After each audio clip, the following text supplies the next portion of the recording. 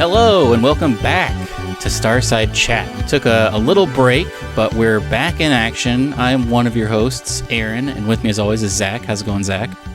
Good. Yeah, it's been at least like 3 or 4 weeks since we last did a podcast. You did some traveling across state lines, and also Easter took place, so we had some obligations to do with that. But we're back in action. How was your break? It was good. So I was sick there for a while, so that's why we missed 1 week. But then, yeah, I was traveling. I spent some time in Arizona, did some hiking. It was pretty great.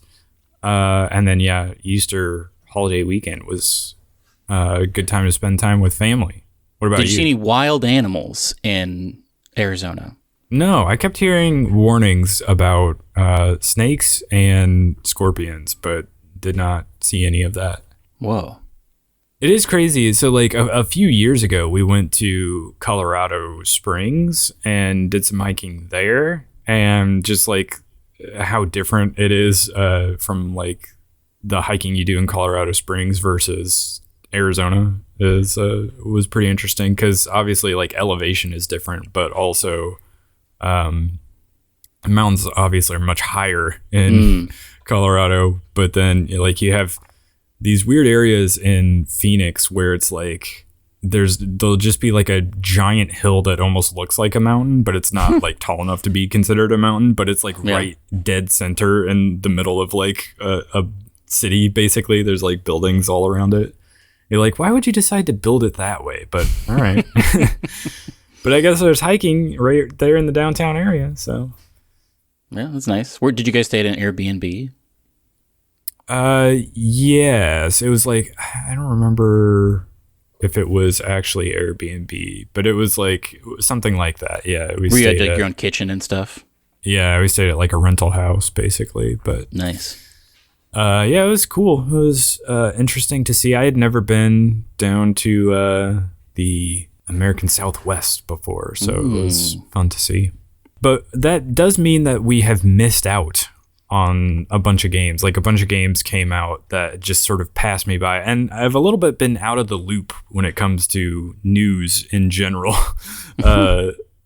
which I think is a little bit my parting wisdom, even though we're not leaving the show just yet. I'll do it early, and that is sometimes you gotta unplug and just like, I don't know, for fun, but also for your own mental health, just take a break from Twitter and news in general and just like get out and do something else for a while. Get out in that fresh air. Yeah, exactly. So it's been good, but I know there's like a lot of stuff I've missed over the last few weeks, but I think that's not always a bad thing. Well, let's dive into it. Just a couple of things. There's some stuff that happened that I think we don't really need to talk about because the discourse is kind of over on it. There was, and this isn't in our show notes, but I thought I would shout it out. A couple of weeks ago, there was a rumor. A reason I didn't put it in the show notes because I don't know how substantiated this is, but there was a rumor that GTA 6 is falling behind schedule and is possibly going to be a 2026 release. You probably didn't see that because you were in Arizona. I did not see it, but I mean, you almost have to expect that kind of thing now. Like a release date isn't an official release date until it actually releases at this point. I mean, it's kind of at this point, because the other rumor from, months ago was, expect a new console generation in 2027. And so I wonder if they'll just hold their breath and not do cross-platform and just start having it be a PlayStation 6 type of thing. Yeah, what if they just hold it? If the new consoles do come out, they wouldn't do this, but like, what if they just held it for another year to polish it and then released it as like a launch title? But I mean, they got so much. I guess they probably wouldn't want to pass up have everyone buying it twice. Is the thing? Yeah, that's true. They would love for it to come. That's what happened with me. I didn't buy it twice, but I bought GTA 5 on 360. That's how long ago it was. And I have considered buying it because they added so many features after that. Like on the PS4 version was the first version where you could get like first-person camera and stuff. There was like a first-person mode you could play in. And they added a ton of other stuff. And GTA Online has been so successful for them. So part of me thinks like, oh yeah, they'll just wait. But part of me is also like, no, I wonder if they're like really rushing to get this out so that they can have everybody buy it twice, because it's going to be something they're supporting for the next like 10 years. Speaking of that, this is also not in our show notes, but like almost sort of what we're playing watching a few weeks ago now, I guess, since I've been out of it for a little while. But I started watching like Leo Vader from MinMax and formerly of Game Informer has done these like live streams with I forget what her name is. It's another person from MinMax. They do these live streams where they're on like a role play server on Red Dead Redemption 2. And it's like kind of oddly really funny to watch. Because they're role playing, and like that's the whole thing about the server, which I guess they probably have these for sure. They have these in like GTA 5 as well. I've seen like some other people have done that in GTA, but they're doing it in Red Dead Redemption 2. And like one of the streams they did, they met these people that they could not decide whether they were like villains or like, you know, just good people, and they were like going to offer them like a job or whatever. And they like hung out for a long time there, and they were like very nervous and anxious and trying to figure out trying to read the situation. And it was like very funny to watch. But yeah, they go around and do these like performances doing different plays or whatever that are like a few minutes long, and they just like try to recruit a bunch of people to come watch them. And then once they do the play, they'll like donate like a bunch of money to them. So they're basically just like living in this weird server where they try to make money by doing plays. So that's been funny to watch. But yeah, I guess that's what people are doing, and that's why these games have lived such a long life. Yeah. Because I always thought of it as like, I don't really care about GTA Online or Red Dead Redemption Online, because I don't like, what is the point of just having a, you know, free roam mode? Like I'll lose interest in that really quickly because there's not like any sort of structure or like things to do or whatever. But I guess it's, if you just start role playing, that's what keeps them going. So emergent gameplay. Yeah, exactly. Well, let's get into the news that is in our show notes. And the first thing we've got is there was some Windblown gameplay revealed. Yeah, so this is from the developer of Dead Cells, Motion Twin. They released gameplay. This was a few days ago now as we're recording this, but it looks kind of cool. I think it's supposed to have like co-op as well, but it almost looks like a Hyper Light Drifter style, like isometric melee focused combat. But I mean, Dead Cells obviously is so beloved. Everybody's sort of keeping an eye on what they're doing next, and they finally released some gameplay of it, and it looks cool. It looks cool. I think it's supposed to... And they'll definitely support it forever, because they supported Dead Cells forever. Yeah, exactly. I'm curious like how the game will evolve over time and what will get added to it. Like maybe there will be some actual Hyper Light Drifter DLC, because they added Hyper Light Drifter DLC to Dead Cells, so... Yeah, they had like an indie game pack where they did Hyper Light Drifter, Hollow Knight. I think they did Risk of Rain was maybe in there as well. Yeah, there was a whole bunch of them. And so you could get like weapons and outfits and stuff that were like themed to these other indie games, which was cool. But yeah, I will this be the next game that they like create and support for years and years and years? But it's coming out in early access at some point this year, but I'm not sure exactly when. So that'll be another one to check out. Also not in our show notes, but another thing I just thought of, speaking of early access, I think this week, as this podcast is going up, or maybe next week, is when that early access period is going to launch for No Rest for the Wicked. Which, oh, really? Yeah, reminds me I need to like jot that down and jump in when it launches. So, Zach, I want to tell you a tale. Okay. April 1st rolled around. As you know, that's kind of a fool's day where companies like to put pranks online.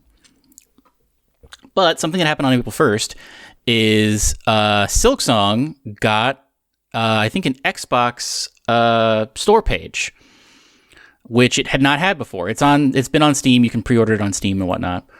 But the interesting thing about this store page that it got on the Xbox store is that on that store page, it had an ESRB rating, which typically you don't really get those until your game is mostly done, because the ESRB has to see all of the content in order to rate a game. You can't just like give your game to the ESRB and then get it back and add like a crazy horrific level that they're not going to see, so it gets like a crazy rating.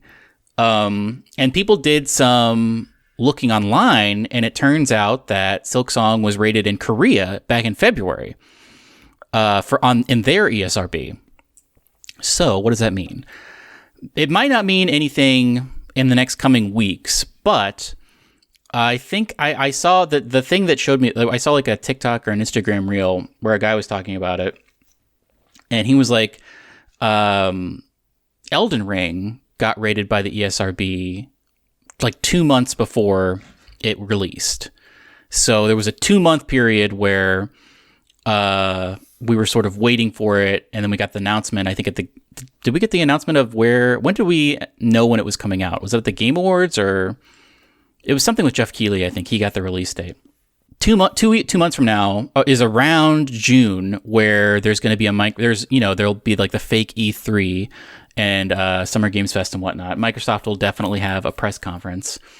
So people are now speculating, well, what if this is going to be a drop on like a couple of years ago, Xbox started their showcase with a Silksong trailer.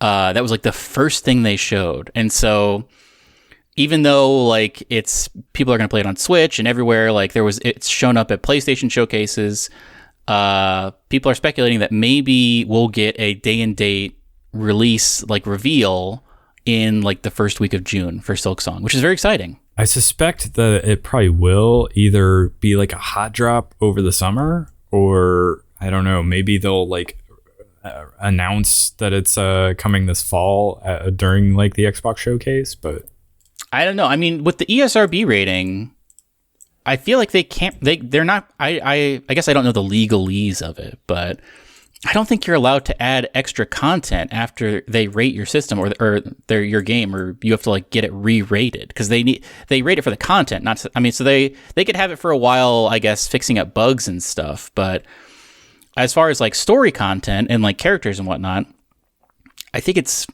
done in that regard. If it's locked been rated in at that point, yeah, it's all locked in. So hopefully we're nearing a light at the end of the tunnel for this. I think it will. I'm going to go on the record for the 10th time and say definitively Silksong will release this year. I mean, this is definitely a big step in the right direction for making that come true. So yeah, you might be onto something.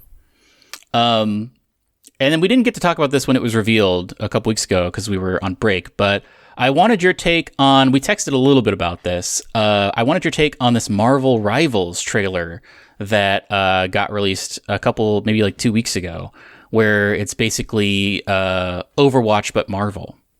I mean, there's a little part of me that wonders if this is like too late, people love Marvel, so I mean, you're gonna get some fans, but yeah, it basically does look like Overwatch, just with Marvel characters instead of the Overwatch characters. But I a little bit wonder if Overwatch has fallen out of favor. Like, it's not really the genre these days, but maybe this will like reignite that in some way. I will say I was watching this and I was like, man, Overwatch was fun for a while. I wonder if I should play this. Because it seems kind of fun. It seems cool to like one of the characters is Spider-Man. So presumably you can like spider web around the match, I would think. And they did a cool thing in this trailer, and who knows if this is going to be true for the real game.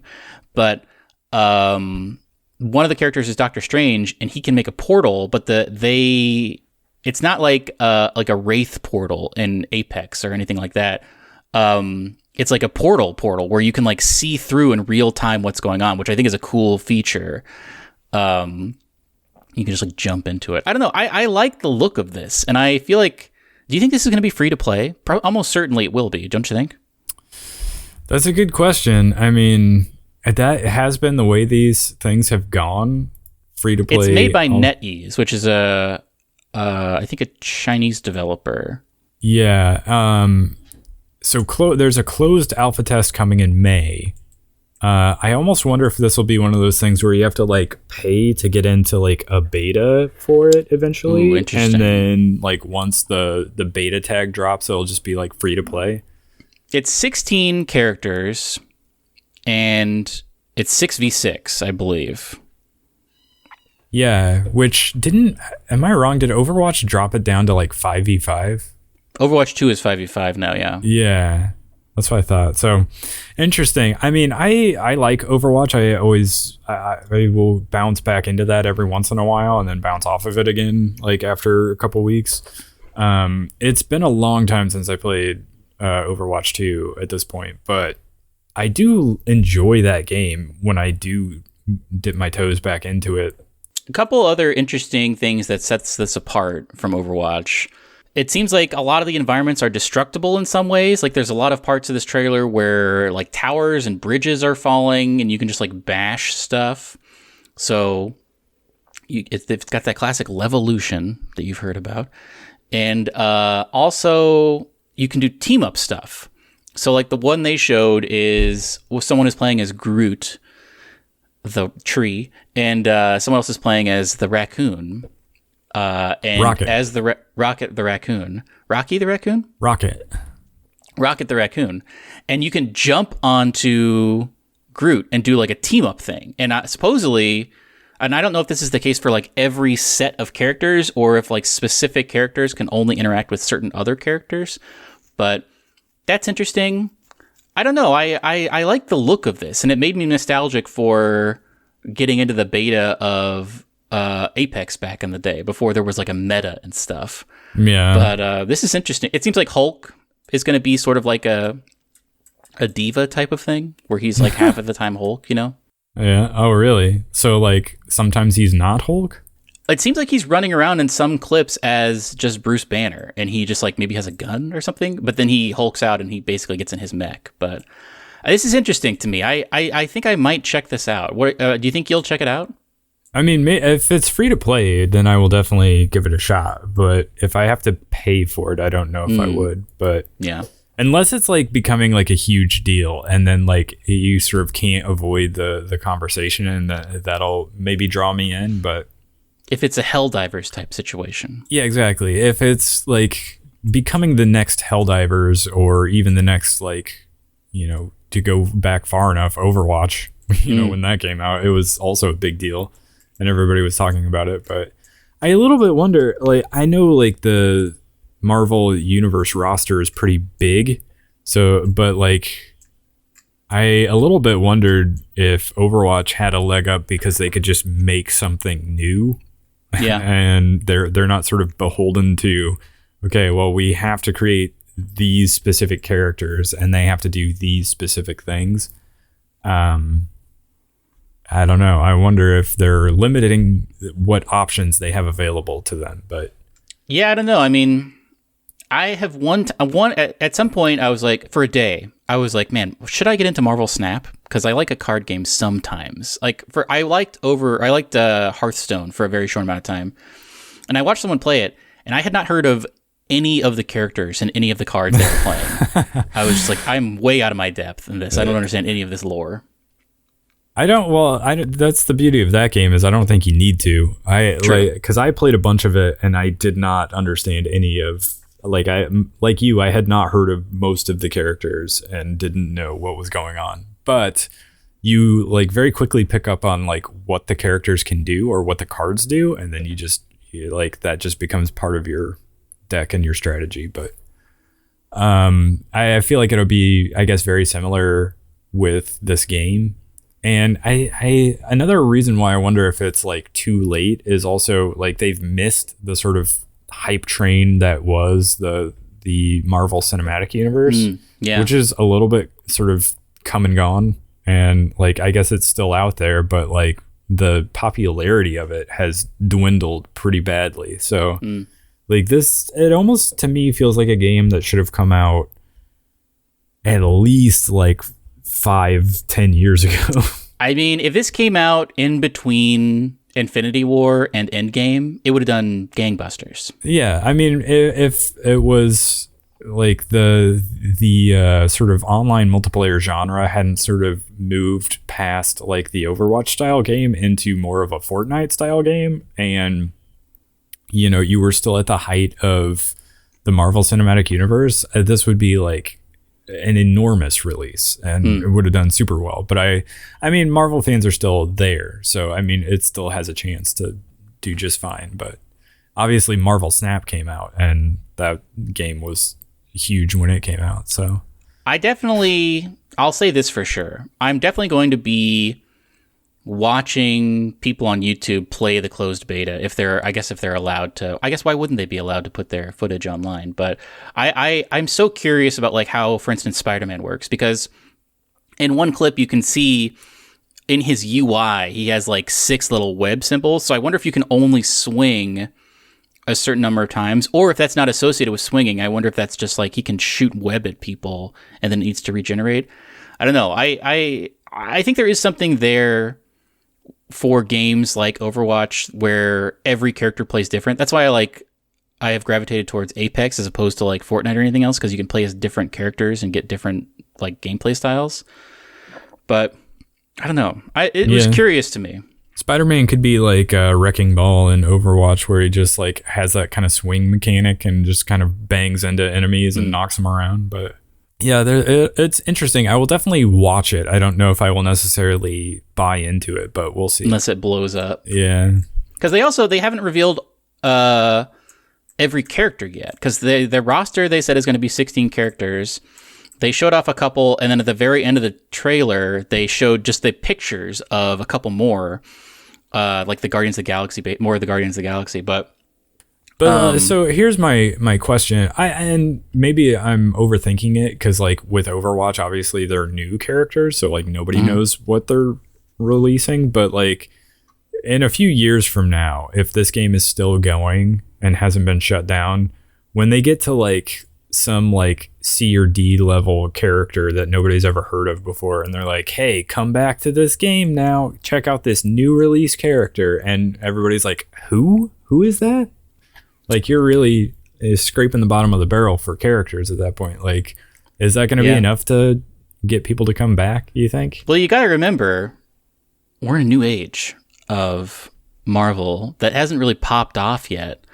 But all X-Men are now Marvel. I mean, they always were, but now they're like in the zeitgeist. I mean, Spider-Man was always kind of to the side because it's Fox. But now that Fox is fully like we're getting that Fantastic Four movie with Pedro Pascal, the bench for X-Men is like super deep, I feel like. So I don't know. I don't know how long they'll be able to pull from that. Well, I mean, I guess it depends on like what rights they have as like game developers. But like, I guess it's true if they're like, hey, Wolverine is coming next week, then I think that'll get people to play for sure. For sure. Cyclops they could do. I mean, they could do Mr. Fantastic when Fantastic Four comes out. That would be an interesting way to just like stretch around and do stuff. It probably wouldn't look like Pedro Pascal, but you're right. I wonder if like video game, because they always say like TV rights are different than movie rights. So I wonder if movie rights are going to be different than game rights. I assume they are. So it'll probably just depend on how popular it is and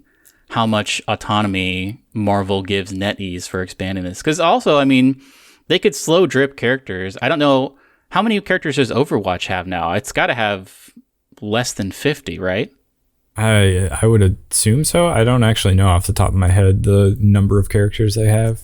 Because the other thing you got to worry about is balancing all of that, like adding a whole new type of thing. That'll definitely be the big question once it launches. Like, what's the balance like? And it will immediately have like competition that it's going to have to outdo in that, like where you're going to have like a certain number of Overwatch people that have switched over to check this out, and they're going to be like, nah, the balance isn't there yet, and they're going to go back to Overwatch. And so I don't know. It'll be interesting to see, though. I want to talk about Jump Ship. What's Jump Ship? I got bombarded with ads for this. I turned on my TV, which usually is just on YouTube, and I saw IGN was doing a bunch of stuff about this. Then I opened Instagram and I got an ad for it. Then I opened TikTok and I got a video about it. So like there was a day where I was just bombarded with information about this game. It's basically a long time ago. I played, man, this probably is like 8, maybe even like 10 years ago. I played a game that was an airship battle game. So it was co-op. So you and like 3 of your friends could get on an airship. You could pick an airship, and then one person was flying the airship, one person was doing something else, another person was like manning the weapons, one person was like fixing stuff. And you sort of had to all work together to use this airship to defeat another airship, another team of players. And this is kind of like that. The pitch for this is that it's sort of like Left 4 Dead meets FTL meets I think Sea a of third Thieves. thing. Yeah, Sea of Thieves. I was just thinking, like, what if this is just Sea of Thieves but in space? So basically that's what it is. You are on a spaceship, which you can like customize and stuff. You have a home base, which all of you and your like pals can hang out in. And in that home base, you can build it up. It's sort of like the thing in Metal Gear Solid 5, the like oil place where you can, or like the offshore base. So you can build that up. You can make changes to your ship. And then the gameplay loop is you and your friends get in your spaceship, go out into space. You like find a thing, like a place to like collect resources or whatever. You can drop down your ship. Like there's robots everywhere you have to kill. You're solving little puzzles and whatnot. And then you get back in your ship and go back to your base. But also there's other people around, and you can have space battles. And when you're flying around, one person's flying the ship, but the other people are like doing crazy maintenance on the ship in the ship. And like doing like little puzzles to fix things and whatnot. Yeah, that part's very Sea of Thieves. Like, so this looks cool to me, I have to say. What do you think about this? Are you watching the trailer now? Yeah, I was just watching the trailer. I think, like I have always liked the idea of Sea of Thieves, but I never had a group of people to play it with. Yeah, that's the thing, is I think this really necessitates having a group of pals to play with. That's why I don't know if I will end up playing this, but like I love the idea of it, just taking that sort of Sea of Thieves formula with like some extra stuff and then just like transporting it to like this futuristic spacefaring setting. Yeah. That is almost even more appealing to me than Sea of Thieves. It seems cool. I feel like you could do that in Star Trek too. Like, what if they made like a Star Trek Sea of Thieves thing? I would love that. I loved that one Elite Force, that Star Trek. I think we talked about this years ago on the podcast. But I used to have LAN parties in college where we would all hook up to a hub and play Elite Force on our laptops, and it was like great multiplayer experience. Phasers. I mean, looking at this, they just got to the part where like there's fire on board and you have to run around and put the fire out. That's a little bit like, oh, your ship is sinking and you have to like carry a bucket around and get rid of the water from Sea of Thieves. But yeah, this seems cool. It would definitely be like a niche thing, kind of like Sea of Thieves is, but like, I don't know. I think it would be fun to play if you had a group. I think if a big streamer gets into this, it will blow up if it's like actually good. I could see people, because I feel like there are some streamers that make their living off of being Sea of Thieves streamers, where they just like interact with the world and see what's going on. And this has even more going on. The thing about Sea of Thieves that kind of made me bounce off of it was you can go get treasure and stuff. And I think they have added things since the last time I played it. But I always felt kind of aimless going around just like doing random stuff. Whereas this gives you an incentive of get this stuff, go back to your base. It's basically a kind of an extraction shooter where you get to bring this stuff back. You can upgrade your ship, your weapons, your home base. So there's like incentive for getting out of there alive, basically, and like collecting all those resources. Yeah, early days Sea of Thieves, it definitely seemed like there was not a lot to do in it, and which is why it was not something that really grasped my attention for very long.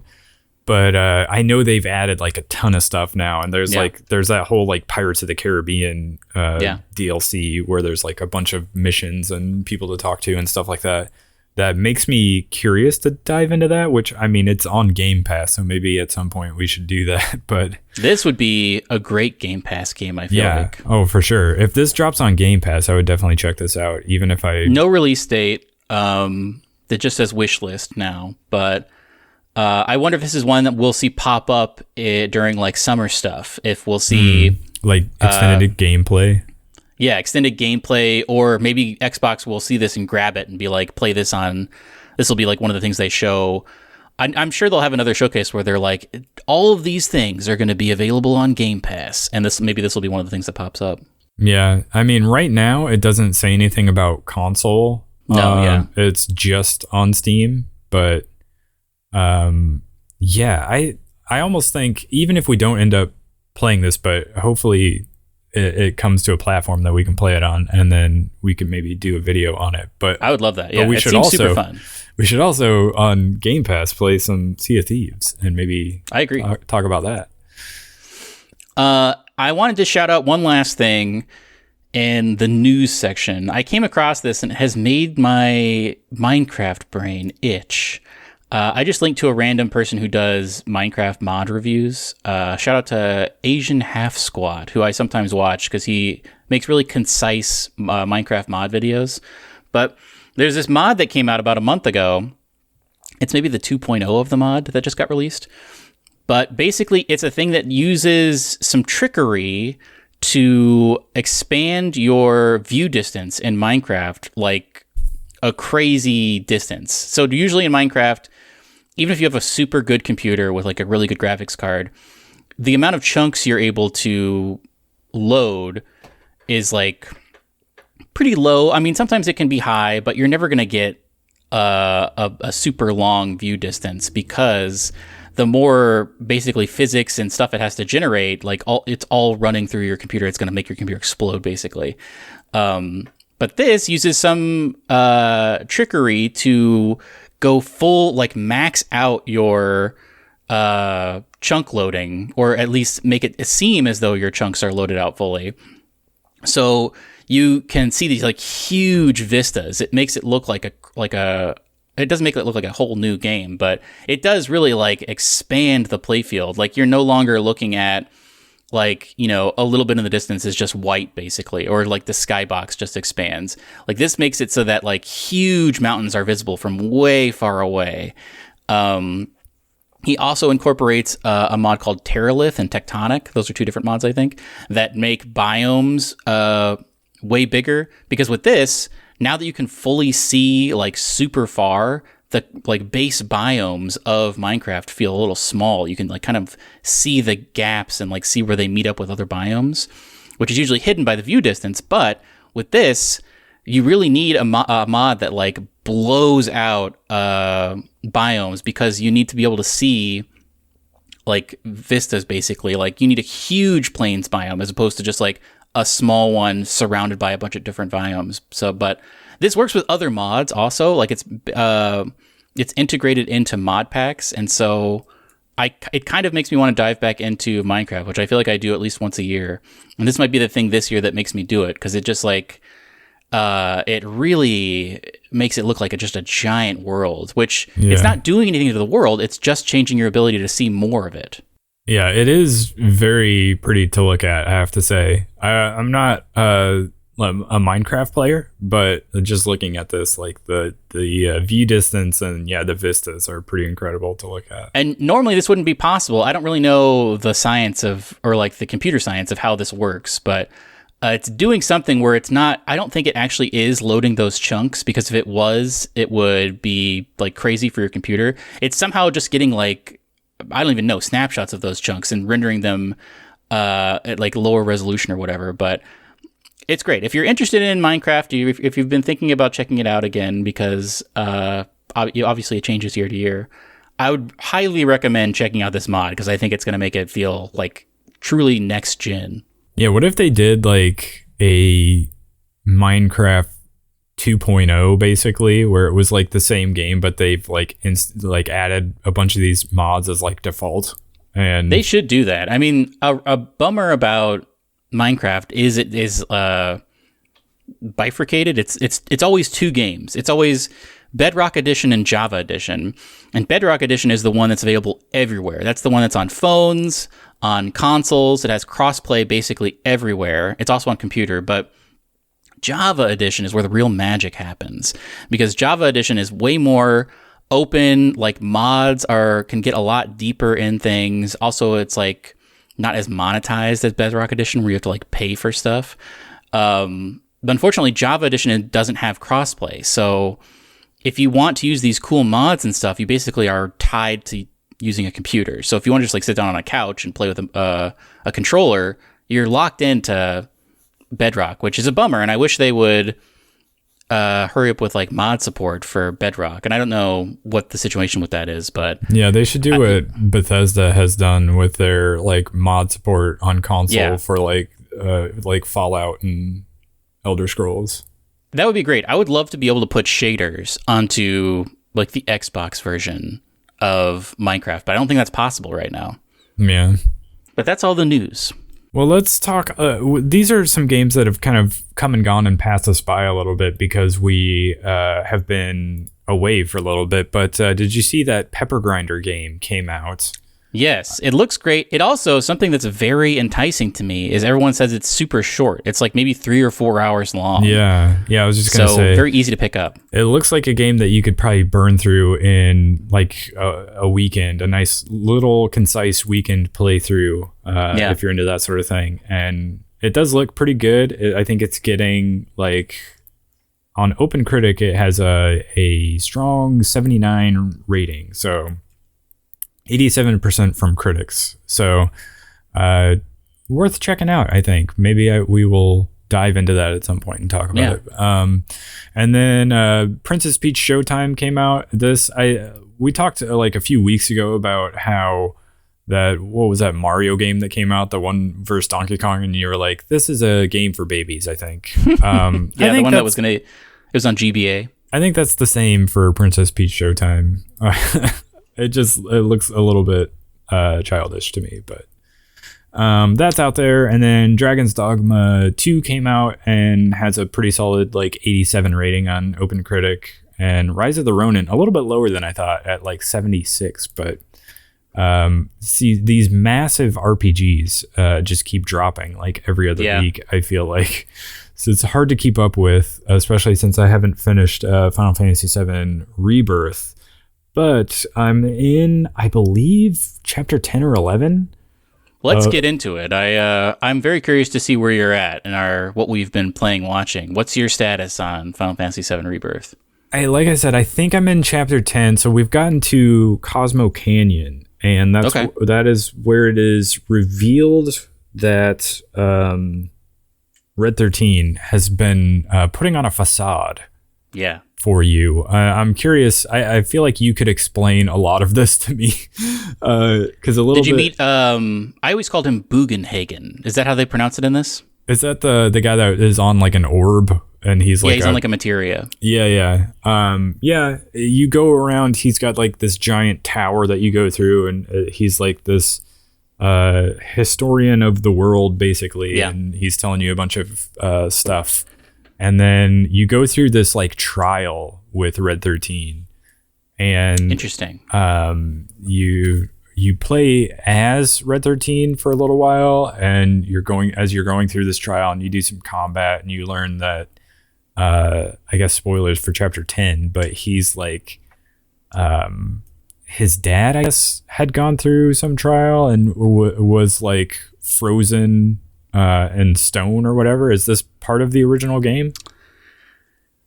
This is sounding familiar to me. I don't super remember. My memories of Cosmo Canyon are the Bugenhagen reveal where he's talking to you about like the world. And also I remember loving the music of Cosmo Canyon. And I remember there's a part where you do have to go into like a place and fight stuff. It's been a while since I checked it out, but I feel like I do remember a stone version of Red 13 that you come upon. So what's up with Red 13? Maybe more of this is revealed to me, but it seems like I'm wrapping up this chapter and I still don't quite get what's going on with him. He's just a cool guy. Well, so he like has the voice of a child now, basically. Yeah. And he puts on his little his little dark, serious voice when he meets you, but he's just like because the thing about him is his species, much like Baby Yoda in The Mandalorian, his species lives for a super long time, and they're in adolescence and childhood for a super long time. So, up to this point, he's been talking to you in like an alternate, like old man's voice. Well, it's like his gruff, like I'm a teenager type of thing. Okay, it confused me, and I think there were like hints to this along the way where like Aerith would be talking to somebody, but like you wouldn't see that it was Red 13, but you would hear their other voice, and you'd be like, "Who is she talking to right now?" And, interesting. And then later it's like, "Oh, this is how Red 13 sounds." That's interesting to me. But he was also like a captive and was like experimented on or something like that. Yeah, Hojo experimented on him because you remember you first ran into him when you were trying to save Aerith, and he was in Hojo's like lab basically. Yeah, and it looked like that he was going to attack Aerith. At least in the original, this is how it happened, and I think in the remake, it was similar where he seemed to just be a mindless monster. But then he escaped, and I think maybe attacked Hojo, and then came back and was like, no, actually, I can talk, and everything's cool. Let's hang out. Yeah, it's funny that, like, no one seems at all shocked by the fact that this is, like, a talking dog / panther cat thing.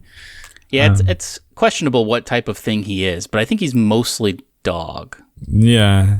They often refer to him as a dog, even though he looks a little bit more like a feline species of some sort, but yeah, I'm still enjoying it. I think there was an area before this. Chapter 9, I feel like, is a big chapter. Like some crazy things happen in that one. It felt long. I didn't love the more open worldy area that you're sort of going around in that particular chapter. Was that chapter. Gungaga? Yeah, Gungaga. Everyone says that's the worst part of this game. Oh, really? So I'm not alone then. I know, like, just the open worldy area was awful to get through. Like, you know how in God of War, there are all these, like, sections that you're going through, and you're like, okay, I need to get here, but I can't figure out where to go. I almost have to double back and go the opposite direction of the thing the direction I think I should be going, because I have to, like, find some elevation to get there. It's just like the pathfinding in the game was not great. Yeah, horribly laid out in that section, such that it was incredibly frustrating to try to figure out how to get where I wanted to go. So I did not have fun with that, but the story like stuff, the character stuff is like really very interesting. Some stuff goes down with Tifa, and I guess I never know if I'm like saying something that feels crazy to me, but you're like, oh yeah, I know all about this because of course you played the original. But like, there's some interaction with her and a weapon. Did this happen in the original game? No, the weapons didn't come in until the third disc. Basically, at the end of this game is when all of the weapons come out. So I'm interested how they're incorporating it this early in the story. But I guess they probably will have... I mean, they weren't really fleshed out in the original. It was sort of just like, well, now there's weapons everywhere if you want to fight them. But they don't really... I'm interested to see if they have like backstories and intelligence and stuff. So that's a part that I am very curious about. They're definitely fleshing it out in this game. Yeah, and also like I feel like there are different things going on because like Cloud like keeps seeing Sephiroth around, and Sephiroth keeps trying to like mess with his head or whatever, and he like doesn't believe that Tifa is the real Tifa for part of this, and she's like, no, it's really me, like I had this scar to prove it, let me show you. And so I think like, is this Cloud from the current timeline, or like is this like some sort of alternate Cloud, or is this like alternate Tifa? Like there's question as to like, has there been some sort of like parallel universe crossover, and now like one person is from a different universe or different timeline or whatever, and now they've somehow become part of your party, and nobody can quite figure out whether that's the case or not, because obviously it's the same people and they know each other, but yeah, I I think that will be revealed later on in that game for you. Well, I'm sure it will be. I just don't know how much of it is this is our new like remake twist on this game versus this is like stuff people know from the original game. Because I know like they're doing some different things there. I'm sure it's very nuanced. So I'll be curious to see when I eventually do play it. Because I've remained spoiler free as to what this game's ending is, because it's, I feel, has to be one of two things, but who knows what's going to happen. So I'm curious to see how they're going to play with it, because they definitely play with the ending of the last one.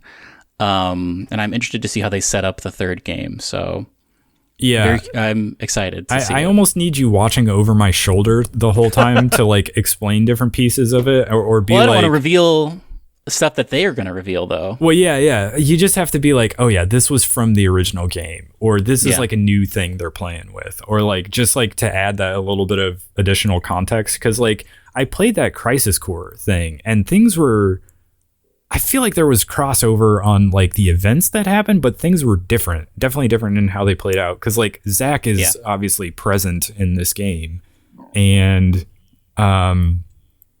like I can't tell if it's like a flashback or if it's happening concurrently, but like at one point earlier on in the game, I can't remember which chapter, they like you're going around with Cloud and Tifa and Barrett and all the guys, and you're doing all your exploration and stuff, and you hit some story beats, and then it like cut to Zack is like I believe maybe in Aerith's house or like in some house, and Cloud is like, and Tifa are like lying on different beds, and they're like passed out or whatever, and he's just like there watching over them or whatever, and I'm like, what is happening right now? Interesting. Like, is this happening concurrently? Is this like completely separate? Because like I was literally just running around as Cloud with Tifa and Barrett and all those people, and now they're potentially passed out somewhere. So like I don't know what's happening. Is basically where I'm in a state of utter confusion, but I want to see where it is going. I want to hear about Shogun, because I've been thinking about watching it. It's good. I have just started. I'm maybe like a few episodes in. I've long thought about reading the book, but the book is I think there's 7 books, and the first one is like a gazillion pages long. I looked at Audible, the runtime, and the first book is broken up into 2 separate books, and they're each like nearly 30 hours long. So it's like this is like a lot of content, but yeah, the show's cool so far. It is on FX, I believe, and it's like on Hulu, but you can also watch it via Fubo if you have Fubo TV. So there are like different ways of watching it, but unfortunately you can't just be like, I want to watch this, let me buy it on Google Play or whatever. But yeah, I've been watching it, and it's very interesting. I don't want to say too much, because I feel like if you're going to watch it, there's like some stuff you probably won't want to know. There's a guy in it. I used to watch all of his movies back in the day. Asano Tadanobu, who's a great actor and has a great filmography. He's in A Taste of Tea, and that one that's in Thailand. Is that who that is? Yeah. Last Life in the Universe. I kept trying to think of, like, I had seen him before, but couldn't think of where it was.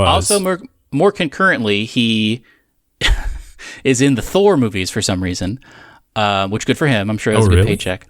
Yeah, he's one of like the Warriors 3. Yeah, I forgot about that. I think he maybe dies in the last Thor movie. But I like it for that reason, because I want to see. It's been a long time since I've seen a movie or a show with him, so it's kind of taking me back. The Ichi the Killer was probably the first movie I saw him in. Ichi the Killer, but a great guy, very cool looking guy. So I think I probably will check this out eventually, just for the sake that he's in it. Yeah, so it has a lot to do with like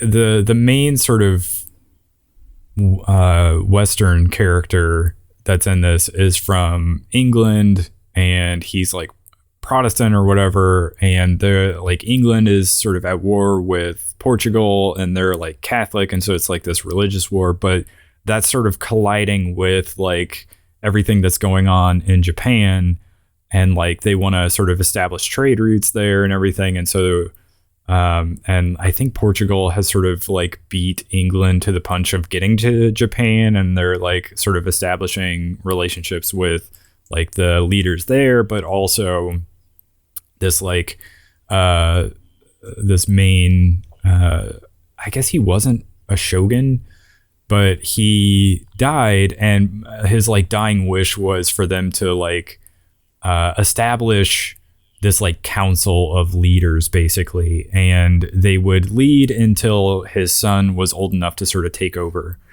And but in this council of people, you have these like different power plays, and like one of them is like the person who like promised to protect this guy that died, his son, until he was old enough to like take over. And I think the rest of them kind of don't want to surrender power, more or less. And so they're like doing all these power plays to try to like get rid of this other guy. And he's like sort of carefully trying to maneuver this whole situation without dying, but also without losing power. And so it's very interesting from that standpoint as well. But you sort of have these two different worlds of like East and West colliding at the same time. And they're sort of figuring out how they can sort of use each other to help with their common goals and things like that. So it's very interesting in that way as well. But I definitely recommend it. I have not finished the season. I don't know if they're done releasing episodes yet or not. But again, I'm only a few episodes in. But I definitely hope this keeps going, at least based on what I've seen so far. And they definitely could, considering the amount of content in these books. But yeah, I recommend Shogun for sure. I watched something that's also based on a book. I watched the Netflix 3 Body Problem. This is another book that I heard about years ago that I was like, I should read that or listen to an audiobook version, because it's like this huge, successful, very popular book from like China, and it like sort of blew up and everybody was recommending it like I feel like a handful of years ago, but I never got around to it. I don't know if I would recommend the show. Yeah, I'd say that's what I've heard. I've heard it people are very mixed on it. The ideas, there's some cool ideas, but a problem I think, and I read like an article about why it's maybe not as good as the book. The book focuses a lot on the science of stuff. And it's basically just like, here's a problem. How are we going to problem solve for this? Another problem has occurred. What do we need to do in this situation? And I think I would enjoy that. It's sort of maybe like a little bit more akin to like The Martian, where it's basically a person who is using science to solve problems. More problems occur. He continues to use science, and eventually something happens. This, I guess, something they did to, give them stuff to write about, is one of the characters in the book, they have split into 5 people. And so now those 5 people can have like drama and interactions between each other. And I guess that makes writing the script easier for them. But I feel that maybe takes away a little bit from the science. One of the guys isn't even a scientist. He's just like a guy that makes snacks. And he's like a millionaire who's like made a snack empire. And he's like the comic relief, and that's fine or whatever. But I don't know. I feel like they have leaned a little bit too much into interpersonal stuff happening, and it's now less about the events that are happening. And now like some cool stuff will happen, but then the next part of the episode is just like 2 people being sad together and like talking about how sad they are together. And I don't think that would be the case I don't think that's the case in the book, at least, because there's less characters to just like interact with each other with. So I don't know. Continuation of Netflix's botching of book adaptations is what you're telling me? Yeah. Unfortunately, yes. Famously, we hated the Altered Carbon adaptation they did. Yeah, they did a bad job on that. So it sounds like they're just not very good at that. I don't know. I don't know if I'm going to watch the second season, if it even gets a second season. I didn't watch the second season of Altered Carbon. I was so disappointed with the first episode one. of it, and I did not like it. Yeah, it's unfortunate, but it's a bummer. I wish it had leaned more into the science side of stuff and not incorporated all of this interpersonal stuff, melodrama. But I don't know, melodrama. That's a good word for it. I think you're right. If they had sort of taken the approach of like The Martian and stuck more to that type of thing, it probably would have been better, but who's to say? Who's to say? Now, the other thing I have gotten into recently, I booted up my Switch again because I was like, man, it's been a while since I have this Xbox. I haven't really used my Switch very much. And I loaded into Baba Is You again, a game I've talked about a lot on this podcast. Yeah. A couple, maybe like last year, they released that additional levels, which I checked out and I talked about extensively. They've done that again. They now have an additional set of levels called Museum. And this is stuff that I guess was cut from the original game. And a great thing about it is it's got little commentary a lot of times. So you load into all of these levels. There's a ton of new levels. And a lot of times there will be a signpost that says, it's like a little note from the creator being like, I kept this in. This is like an explanation of this mechanic, but I thought it was too sloppy or it kind of meandered, and so it ended up getting cut. And it's a really cool like lens into his or her creative process. I don't know who made this, but it's cool. And I didn't realize that Baba Is You is based on. It started as a game from a game jam, and so there's a lot of stuff from like the game jam in this as well. That's more of simplified, but if you're someone who loved Baba Is You and you kind of put it down and you thought you 100%ed it, maybe you have not, because they have added, in addition to those new levels from a couple of years ago, this whole new like museum thing where you can go in and play all of these, and there's like a little extra story. But I realized I hadn't fully beat the game. I had stopped on like the last level. There's technically another zone after the last level if you want to do that, but I worked on it and I saw credits in Baba Is You, which I realized I did not see previously. Oh man. And I have not. There are some levels where I had to look up the solution throughout there were some that were just like, I don't understand what's going on. I have to get past this. So I did not fully beat it on my own, but I did. That last level was tricky and I figured it out and I felt really good about myself. So Baba Is You is maybe, it's a really good, it's maybe one of my favorite, maybe my favorite puzzle game. I also saw that they just announced, or a couple weeks ago, they announced there's like a Baba Is You plushie you can buy, which I might pick up. Did they ever release like a physical edition of that game? They may have. Probably one of those companies that does that released one. But a great little game. And then the only other thing I want to talk about before we wrap up, I watched 2 movies on streaming, both of which were just okay. I watched the new Roadhouse movie with Jake Gyllenhaal.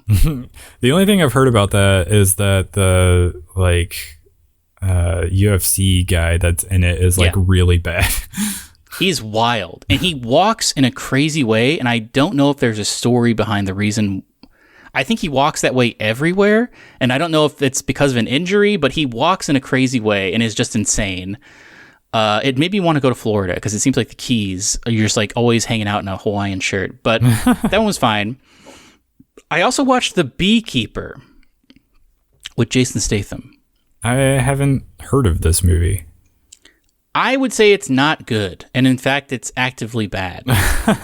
I like Jason Statham. The Transporter movies are great. And he's great in a lot of stuff. He was great in that movie Spy, which, by the way, that movie Spy has really great bloopers because it's just a lot of the bloopers are just people off screen telling Jason Statham to say these insane things and he can't get through saying them because they're so weird.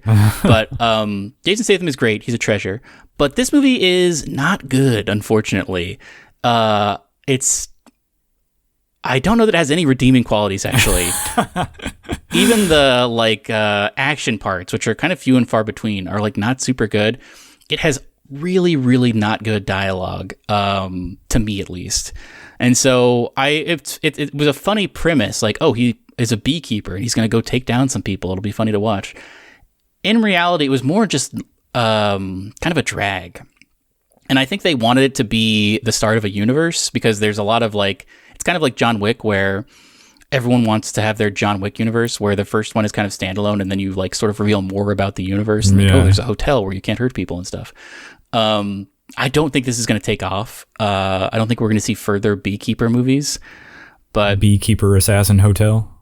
Yeah, I don't know. Yeah, exactly. Now coming to HBO. But I don't know. I was pretty let down by Beekeeper, I have to say. Even though I love Jason Statham, I would not recommend it. I have been reading some things lately. I think maybe that's why I've not made as much progress in Final Fantasy as I would have liked. But I guess you call it reading. I listened to the audiobook for that second Red Dwarf book, Better Than Life. That was sort of my flight companion. I was listening to that. And it's great. Like the first one I listened to, I enjoyed quite a bit. I forget what that one's called. It's like something about careful drivers or some title that you would not suspect for a Red Dwarf thing. But the second one is interesting because I feel like they did a really good job with this, like the show and just like the concept overall of like having these interesting, like sort of sci-fi, like almost thought-provoking ideas, but then like making it just like funny and over the top and comical instead of being like this like deeply contemplative like sci-fi thing, because that's something you would get in maybe like Star Trek, but this is more comedy. And so Better Than Life is basically the boys from the dwarf are like stuck in this like sort of virtual alternate reality game where everything they ever had, or everything they ever wanted, they have, and they have to like realize that it's not reality and try to like get out of it. And so like it's funny to see like what they wanted and how those things came to be true, but also why, even though some of the stuff has come true, it's also like not good. And how like Crichton, who should be fairly immune to this, can go in and try to help them get out, but ends up like, because he's a cleaning droid, ends up like washing piles and piles of dishes, and that's his like version of like everything he's always wanted. And do they have the actors voice the people in the book? So the guy that plays Rimmer does the audiobook, and he's good at doing impressions of... That's right. I think you told me that from the last book. Yeah, so it's the same deal as the last book. And so he sort of does that all again for this one, which is why I recommend listening to the audiobook over like actually reading the physical copy of the book. But yeah, so that was a fun thing to listen to. They're not super long either, so they're nice little things that you can listen to. Although I will say this book, if it had been more like the entire book was like fleshing out that concept and making it this like cohesive thing, it does a little bit like that's sort of the main gist of like the launching point for this book. But then once they get out of the game, it becomes a little bit more of here's like the written version of like some stuff they did in like some of the episodes. I feel like that is not what I wish they would have done, but I guess it's, it's fine. It's still more Red Dwarf, but and then the other thing, I have started reading the first book in the Sun Eater series by I haven't heard of that. Christopher Ruocchio. I don't know how you pronounce this guy's name, but the first book is called Empire of Silence, and it's about Hadrian Marlowe, and I guess he's like the heir to this like throne. It is a little bit like kind of knights and houses and that kind of thing, but in like a sci-fi space opera type of fantasy setting. I'm not super far into it yet, but I've heard really good things about it, and it's supposed to be so far, I mean, is reminding me almost a little bit of Dune, because like there's a very early chapter where Hadrian is like doing like a practice fight sort of sparring session against his brother, and they have like those shields that you turn on basically, and they're fighting with swords. And so basically the idea is your shield will repel anything that's like shot at you with a certain amount of force, but like that's why people use swords, because they have these shields. And so it does a little bit remind me of Dune in that capacity, but I think it is going to diverge and do a lot of very different things past that point. So check out the Sun Eater series. I've heard good things about it, and I'm excited to read some more of this book. Maybe I will. Worth checking out, I would say. Do you have any parting wisdom for us? You know, Zach, your parting wisdom was to unplug every once in a while. Conversely, my parting wisdom is that I've plugged in more. I started a Letterboxd account. Oh, really? Yes. It has been a while since I've been on Letterboxd. When I was watching Roadhouse, I started one. I was like, oh, I can review this now on Letterboxd. It's a fun little thing. Yeah. So my advice is check out Letterboxd. Yeah. Letterboxd. I used to like, back when Letterboxd was like sort of a fresh thing, I got really into it and I thought it was really cool. I followed a bunch of people. But it is just like a fun, it's sort of like Goodreads, except instead of books, it's for movies. And so you can basically catalog the movies that you own or have watched and like review them, and you can make little lists where you can be like, this is my top 10 sci-fi movies or whatever. And that's the thing that got me into it. Is I kept seeing they do this thing now where they accost celebrities on the red carpet and they're like, give us your top 4, and in the app you can pick your top 4, and that's a fun little thing to do. And maybe we don't have to do this right now, but maybe next week we could both reveal our top 4. Oh yeah. And I know, like, there for a long time when I was using it more actively, like, different critics that I would follow have their own, like, Letterboxd account, and they would, like, post little reviews on there, but also at the end of every year, they would be like, here's my top 10 movies of whatever year. So that was always, like, a fun little thing that you could get on Letterboxd. It is, like, you have to remember, it's not, like, fully spelled out Letterboxd. It's like letter BOXD, I think .com. It's like weird, but a fun little thing if you enjoy, like, if you're somebody who reads a lot and you're on Goodreads and you like to like make shelves or review books that you read on there or give like progress updates, but you also like movies, then this is sort of that, but for movies, and you can do the same thing. So check it out. Yeah, and on that note, go ahead and follow us at Starside Cafe on YouTube, Instagram, and Twitter, and we'll catch you on the next one. Goodbye. Goodbye.